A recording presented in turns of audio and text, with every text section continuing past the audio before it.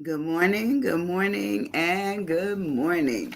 I tell you, today I'm laughing again, as I always do when I'm coming on. It's my happy. You all are my happy when I come on and I get a chance to share a little bit of my morning, my afternoon, my evening, my good, my bad, my in between. That is truly, truly me. Um, and this morning I was rushing around because I had a doctor's appointment, but it was online. It was just a follow up to my visit on Tuesday, and they do that. I didn't know that they even did that, but she said, "Yeah, you just call me and I'll give you results over the phone." And everything was good. I was absolutely blown away. Everything was good. I had good LDL or whatever it is. My cholesterol was good. My blood count was good. Everything. And I'm like, okay, because here I am thinking I done built all these things into my head, just thinking that something was wrong. I said, oh, I must have diabetes by now because diabetes runs in our family. And I must have this and I must have that. And she says, you don't have anything. And she said, and you're high on your B12. Okay. So I said, oh, okay. So I am excited about the fact that I've heard some good news, good news. And I had gone to the Naval Hospital on Tuesday, and I just knew something was wrong. But I'm thanking God this morning. Nothing is wrong. I am fine. And so I said, I wanted to talk about being a boss, or being in a position where you're the one calling the shots.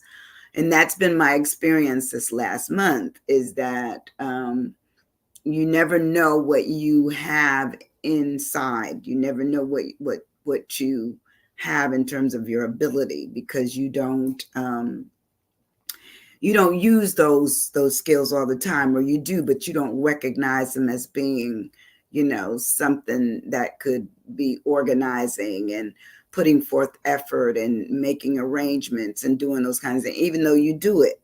I think as parents we do it, as co-workers we do it, as friends we do it, but all of it leads up to your ability to really be a boss.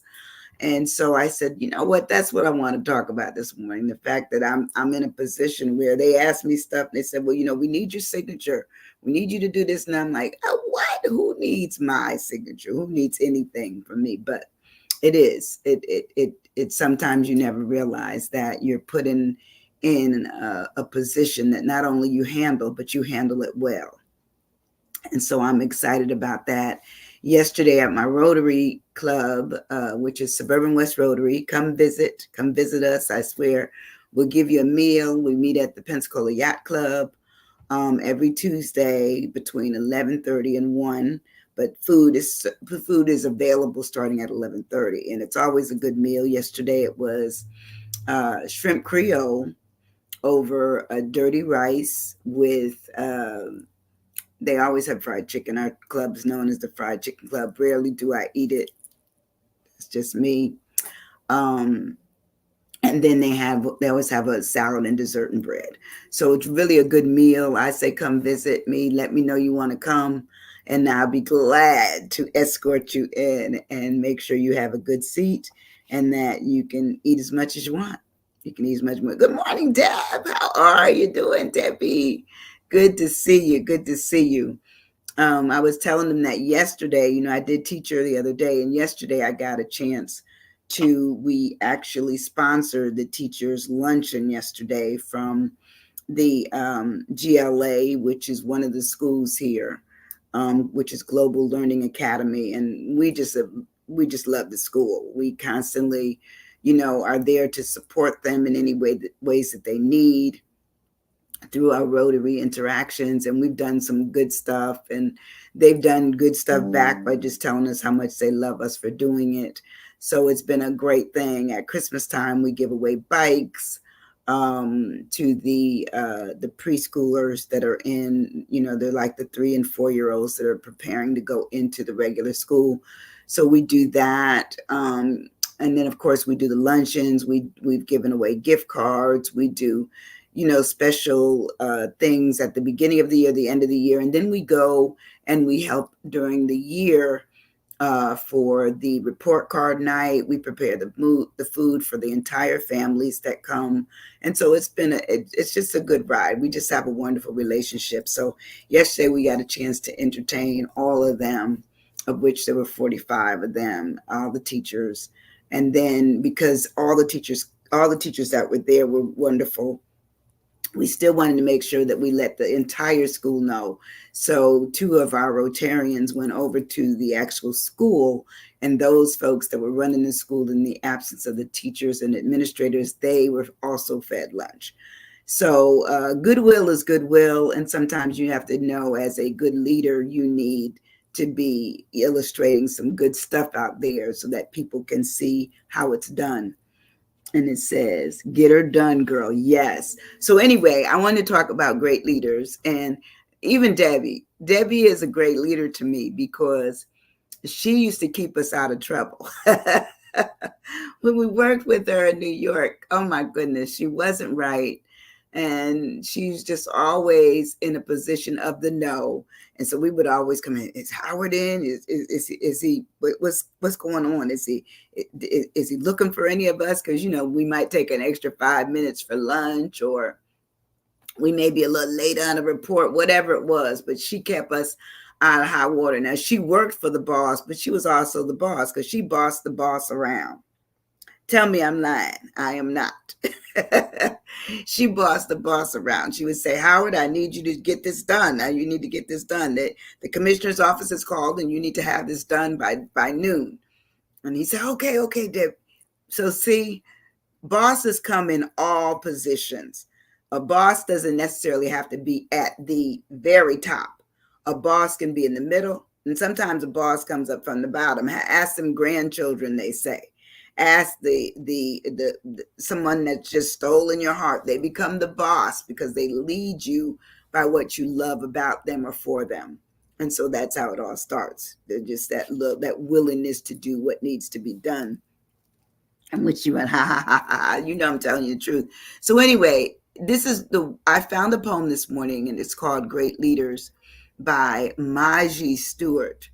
And it says, awaken minds, bring people together, communicate effectively, dare to take calculated risk, enlighten and empower, foster collaboration, give you tools to succeed, help you do for yourself, invite and encourage questions, joyfully embrace diversity, keep an open mind, lead by example, motivate with respect, never give up on you, opens doors to new worlds, put first things first, quest to make learning fun, recognize problems early, share roles and responsibilities, take time to explain things, unwrap talents and abilities, value everyone's input, welcome mistakes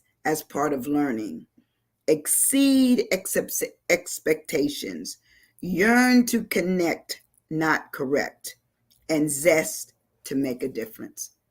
Isn't that a wonderful short poem by Maji Stewart called Great Leaders? I want to be considered to be a great leader because I'm not interested in me leading in such a way that would cause you to stumble, cause you to fall, cause you to be off target in what it is that you do or say, or where the project is going, or where the agency is going. To me, a good leader, a boss, okay, for any organization, for any company, needs to be illustrating a lot of these things, bringing things together as opposed to separating them to the point where there's destruction, there's disjointment, there's chaos. I don't want any of that. I'm looking for what makes it work, what makes this whole concept of working together be meaningful. Yeah, there has to be somebody that may be calling the shots because they may be the ones that see everything in a way that makes it all work together. Because you may have a good idea over there and a good one over there, but how do you bring it together? I like that. Oh, thank you, Debbie. I listen. I found it on the internet. It's called Great Leaders by Mashi MEI Ma May. I don't know how you pronounce it because I'm thinking it's Maja or Maji Stewart, and I love it. I just think it really says a lot about a good leader. And so we're going to talk about those good leaders this morning, which is a boss. Who's a boss? Who's been put in charge of some things, some people, some ideas, some concepts, some organization, okay, some plans. Who's been put in place? Many of us have. And sometimes we may not realize how important our place is as a boss because we haven't delved into it. Let's delve into it a little bit this morning. Now, I know you have, Debbie. Debbie definitely has. So when we talk about a boss, and before I'm going to ask you that, are you stuck in being a boss or not being a boss? Have you watched The Boss to see the qualities you don't want?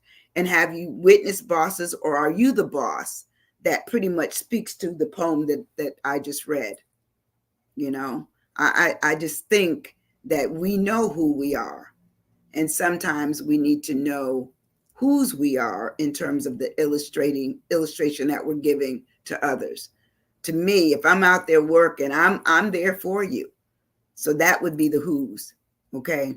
So anyway, the boss is a person who is in charge of a worker, a group, an organization. They're the head, they're the chief, the director, the chair.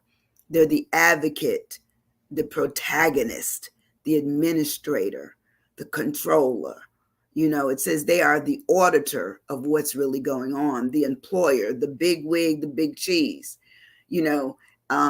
I used to run I was the Madam Chair. That's the first time I had ever heard that, Madam Chair. I was actually chairing a public sanction committee under the Department of Defense that people would actually go and speak and be a part of Congress. And this was actually I guess it ended up being a part of a law that said that there would be a committee that formed on this special area. And so I was actually the specialist that ran the area. And I had people from all over the country that I felt were much more powerful than me. But what I had was that I had the government in mind, and that I was already doing many of the things that disjointedly these other agencies were doing. So I was the one who helped to try to put a culmination together to make it all work for everybody. And it worked. We did good. We reported directly to the Secretary of Veterans Affairs. So we were in a good position and we did some good stuff. So let me see. Debbie has something. Let's see. Debbie says the prime and the brave. Absolutely. Because I do feel that sometimes you have to be brave, because as a boss, you take on all of the stuff. You should.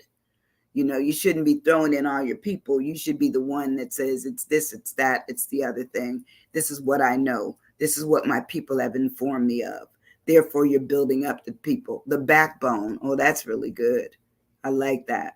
So anyway, when I break the word down, I start with my B. Now, for me, the B is backers. Okay, a backer is a person who supports or aids a person's cause or enterprise. Therefore, I want to be the boss backer, because in this instance, I'm looking out for the company I'm in charge of, the agency, the organization, whatever it is. If I'm the big cheese in the family, I'm gonna look out for the families, especially like you have those family reunions. Who's the matriarch, the patriarch? Who's the one in charge? Who's the one who's still able to do all the things that needs to be done? So it really talks about they're the cause for the enterprise, for it to continue to move forward. And it says, so they may be the ally and the benefactor, the supporter, the endorser, the advocate. The backer is the advocate. They're the protagonists, meaning we got to get this done. I mean, this is what I see where we're going. In some instances, the backers may also be supporters in terms of, could be money, could be promoting, it could be management, administrating, it could be a controller or an auditor, because sometimes your auditors are the people that you're ahead of. Okay, but they still have a team of people that's going to say how well you did. That's why I always tell teachers, when I was in a position to teach, I realized that what was being taught also was what was going to be, actually tested for. So if you missed teaching some things that needed to be tested on, then that means you've done a disservice to anyone that you're teaching. You have to make sure that they know how to get to those conclusions and those solutions and those problems through the problems that have been identified as need to know knowledge. That knowledge is on the test. So it's not that you necessarily teach to the test, but you teach students what they need to know along the way to make it that not only they know how to handle that problem, but problems that are related to that problem that you are teaching them how to do. So you're teaching them the process of understanding their learning of that information. The builders, that's a great word. The brave, the backbone, the builders. The builders I love. That's really cool. When I move on the word on in the word, I believe a boss, which is my O, says that they need to be observers. They need to be observant, observing. They need to be the ones that have the eyes, the ears. They're hearing, they're seeing. Okay, in order to make sound decisions about what to do. So an observer is the one who's going to see it. They're going to watch it. They're going to perceive it. They're going to notice it. You know. So I always look at, well, who are these folks? Because a lot of people see things, they don't say a thing. Y'all know what I'm talking about. They see it. They do nothing with it. The seeing and the notifying are the connectors that say that we will do better by what we've already done versus what we need to do, or we determine that what we're doing is good. It works. It's solid. Okay. So the observer is the one that's going to detect things, discover what's going on, inspect it. Sometimes we have people that run programs, and there's weak areas within the chain, and no one knows it until it's presented in such a way that that particular area of the chain is revealed. That's our lives. I figure if I want to be paid for something, then I'm going to ask the questions, just not at the top. I want to know all the way down. What else do I need to know? What am I missing? So sometimes you even have to test the system to be observant, to say, okay, I've examined it, I've inspected, I've marked it up. This area here needs working on. And it says you monitor it. There's so many bosses that have probably been in situations where they became culpable, not because they knew anything, but because they didn't know, which is just as bad as knowing. Think about it. Just as bad as knowing. An objector. I like that. Absolutely. Obedient. That's good. Overseer. All those are good words. Thank you, Debbie. So anyway, the observer is the one who makes note of things, pays attention, recognizes that certain things need to be given scrutinizing effect. And it says that they must witness what's going on, acknowledge it, and then deal with it. That's a boss. Okay. And they just have to watch it. And so sometimes you have to say, you know what, I'm looking, but I'm going to have to look longer and look harder because something's not working right. This area here is troubled. This area here is really doing well, but we need balance throughout. We need the entire chain to be working. How do we get the chain to work if the boss isn't observant enough to see that there's weakness someplace along the chain? So the observer Observing qualities of a boss is very important. It says the boss also is one who will scrutinize in their observation. They will be on the watch out, okay, the study, the witness, and they're going to be a part of the view, meaning I see it here. Here's what we need to do. I see this is running a little slow here. It's running too fast here. There's not enough information here. It needs more money. It needs more people. It needs more time. All those things are what the boss is in charge to do. Okay. My S, when I move further on in my word, is for support. I feel that a boss needs to support every person along the what I say the hierarchical net or the uprise of their business, their organization, their company, whatever it is. They have to be observant and they have to support, because I found that when your employees or when your subordinates or when the people you're leading lose confidence in you as a boss, then you're vulnerable to sabotage. You're vulnerable to so many things happening that makes it even worse. What if they decide not to come to work? What if they, in some way, do something that has the entire system off because you didn't pay attention to them? You weren't supportive of them. You didn't listen to them. You had too many people in between them and yourselves in order for you to get the true story. Because sometimes, I don't know, if I ever was a boss of a big company, I would be like a one great boss I had. He would go by around and no one ever knew when he was coming and everybody knew that he did it. But he would just go around to different people all over the company, all and everywhere. And he'd just sit down, cross his legs and say, "How are you? What do I need to know? What do I need to know?" Straight from you. I'm not going to go, all over the place and ask all the people in between myself and all the way to you. I'm not usurping them. I've already told them that this is the way I run this business. This is the way I run this company, this organization, is that everyone's voice is important. So therefore, support as a boss is to me, it's like supreme. You need it. You need it. The steward, yes, I love that. And the strict, yes, yes. So the support for me says they will bear all part of the weight of it. They're listening. They hear you. They're going to ask you. They're going to hold it up. Say, look, this is what so and so says is wrong. This is how we need to look at this.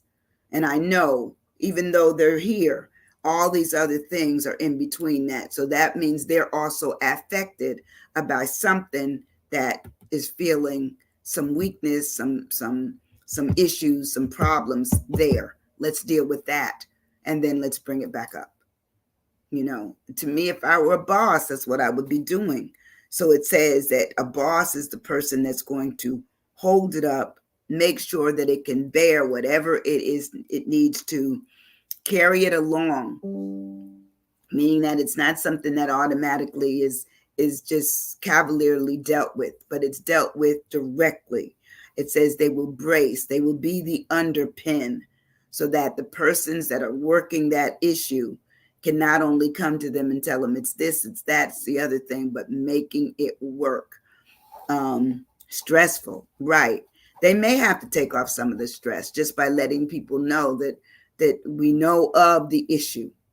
Now let's get an approach on working on what the issue or issues are so that we can run smoothly again. So all the way up, there's a feel good, there's a feel good thing.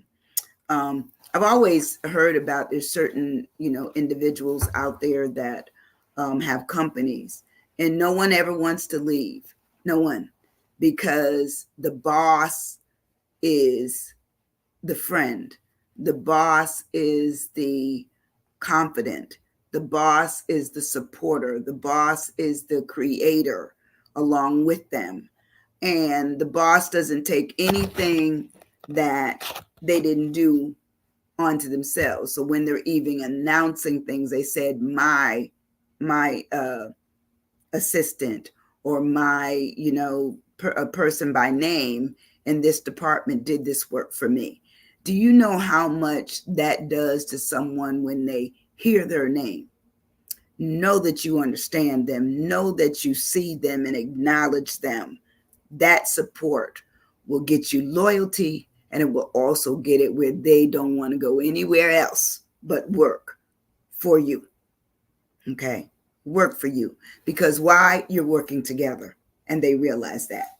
Even though it may seem that you're the boss, they're actually the boss of anything that they've been in charge of. And all it is as it goes together, it becomes more and more and more of a bigger, what I would say, mountain of joy, a mountain of success, by the fact that everyone was consulted and it came together. So that's what I say.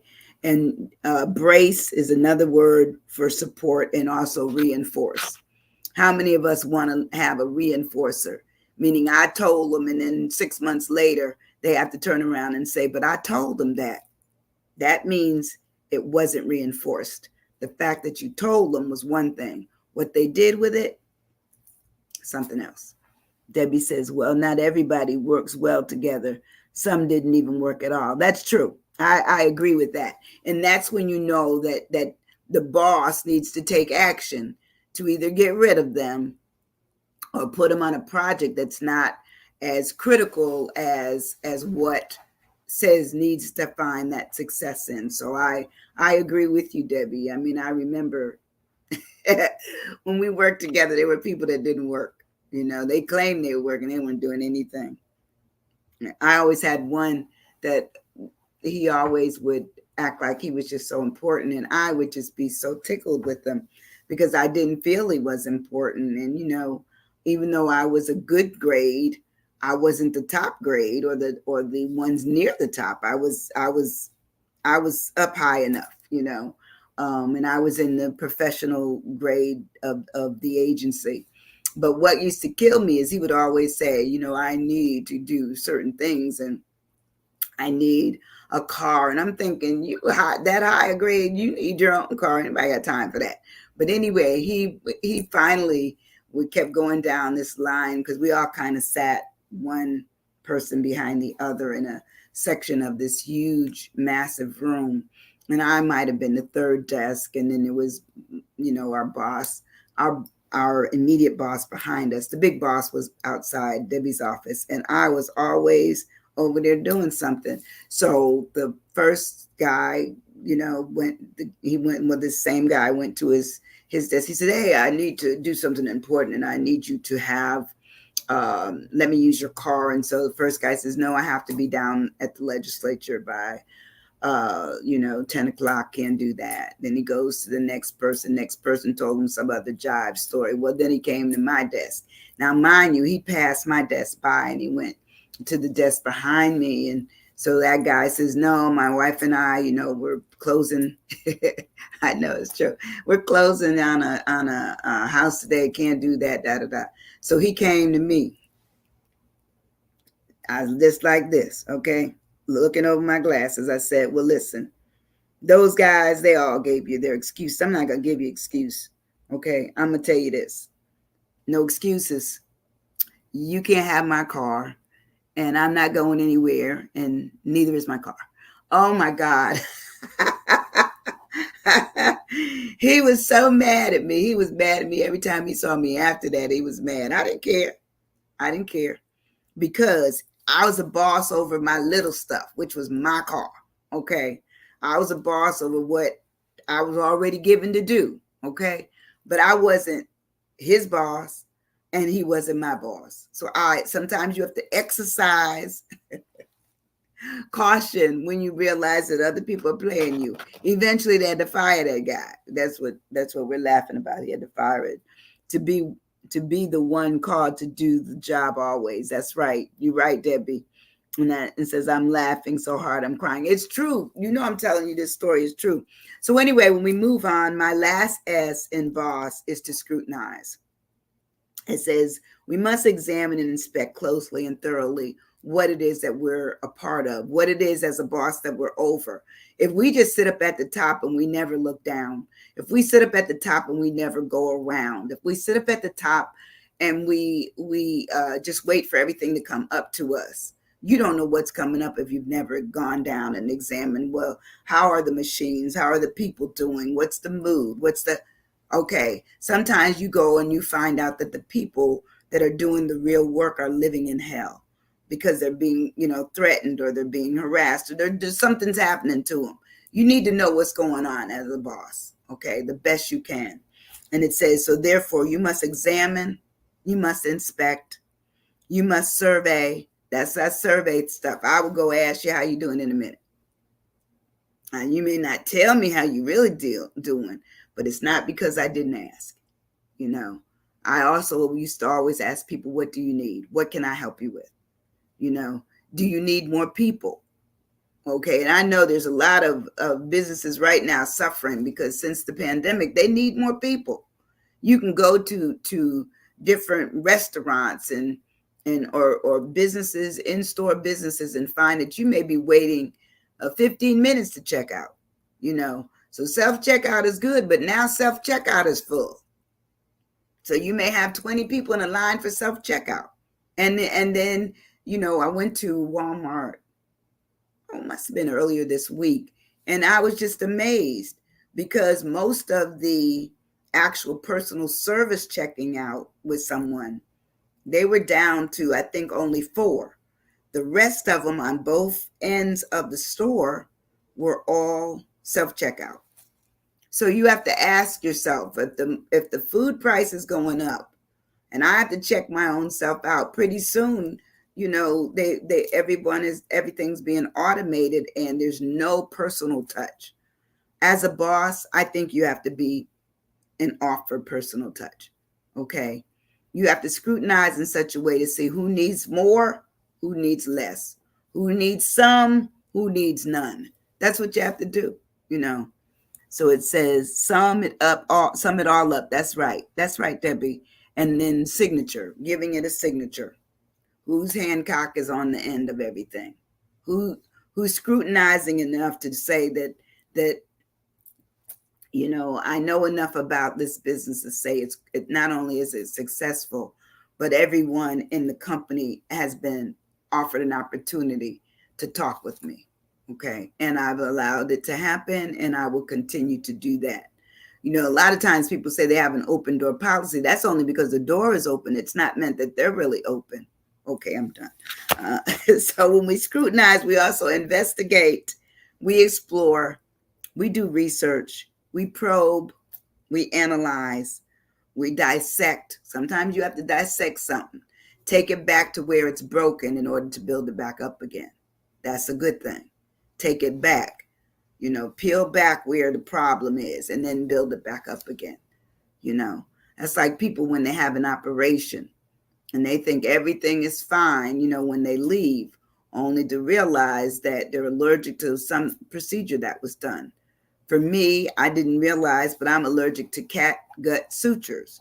So I had an operation on my eye, and they use cat gut sutures. Well, I didn't know. So it ended up that my eye was like, it was bulbous. It was just so huge. And I remember my friend driving me to the hospital, and she said, girl, let's go. We get in the car, get to the hospital. The doctor looks at it. So, oh, she's allergic to the sutures. Takes out the sutures. Goes down immediately. Goes down.